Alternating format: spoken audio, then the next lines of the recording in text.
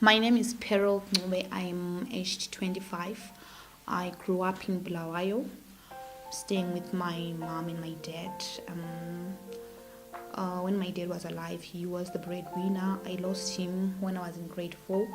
And that is when life changed for me. What happened is one school holiday, I was just told to go visit a family, relatives at Makandeni, and I went thinking it's just one of those holidays, like the usual holidays. But actually, my father was sick, and nobody wanted me to see him or to even talk to him. So I was just sent away for the holidays, and then when I came back, he was already late. He had died, and none of my family members really cared to come to me and ask how I felt about it, and even the way that he was presented to me.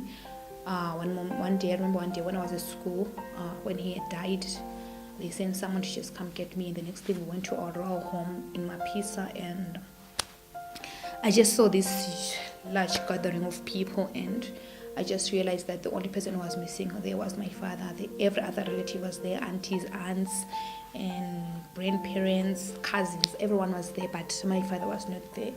I could see it, but I really couldn't comprehend what was happening. And then I was called for the body viewing, yeah. So they just called me. They didn't even explain what was happening, and there I was before a dead body, and I just saw my father there. And then I remember one of my grandfathers told me, you see, your father is dead, you will never see him again. And I just cried the entire time. I think I cried once during the funeral, and I think I cried more because of the trauma. Like I cried because I had seen a dead person, not because I lost a father. The loss really hit me afterwards, when life had changed for us, when we moved from affording and making it in life to nothing. And there would be, I remember my mom now gave up her life, was now going to Botswana to try to make things work for us, but then it wasn't the same again. I had lost my father, and I felt like I am losing my mom. What I didn't understand is how someone can be here today and not there tomorrow. So that is what I've been carrying with me. That hurt me.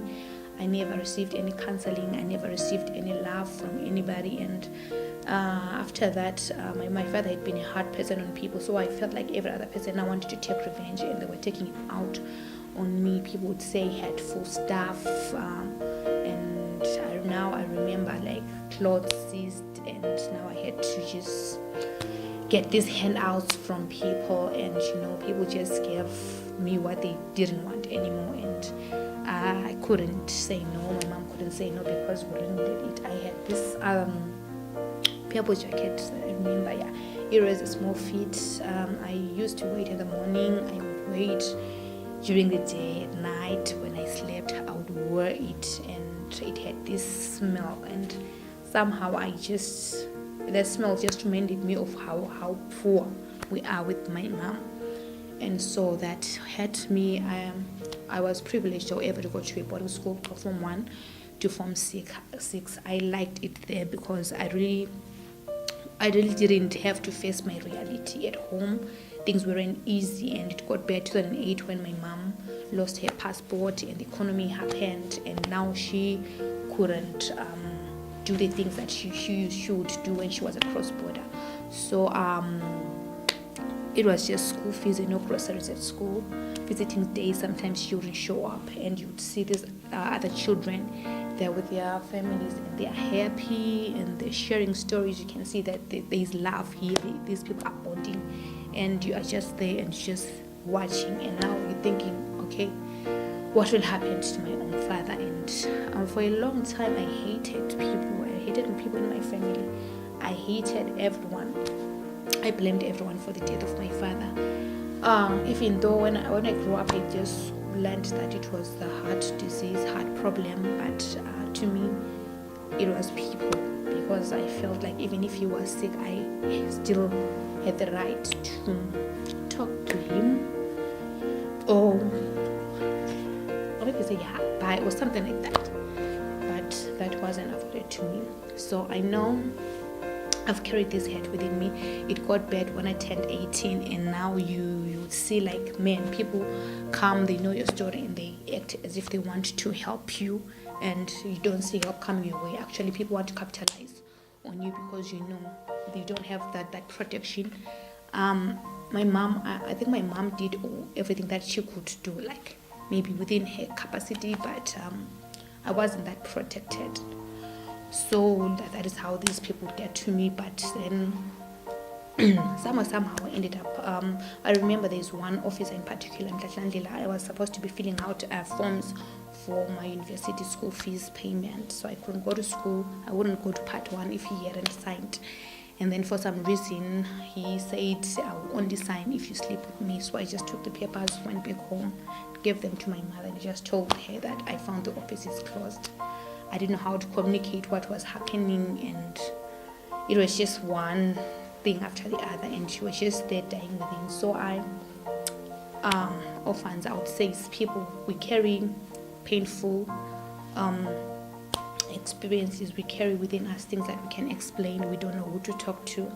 And sometimes the people that really get to us, or the people that end up getting to the children, all in the name of helping them, are people that they don't have the fear of the Lord, that don't have the love of God, maybe within them, that don't care about the person next to them. They just want to capitalize on them. So to me, Orphan Son is about Christians, like maybe raising an awareness within the communities that, you know, there are problems. We lose loved ones because of different reasons. But whatever would have happened to a child, it doesn't mean that it has to be the end of it all. And I know economy-wise, you lose someone, you lose your parents, and then it becomes even hard for the extended family to chip in and to help you out or something like that. But I feel like Christians, if we can help, we should. Where we can help, we should help. The loss of a loved one is something that none of us maybe will ever master how to deal with, how to cope with. It is something that is going to continue to hurt a lot of us. But I just want to say that the children, they don't have to be on their own. They don't have to be without anybody. We are the ones that are Christians. I feel like we are the ones that are obligated to show the love to them. We can reach out to them in different ways.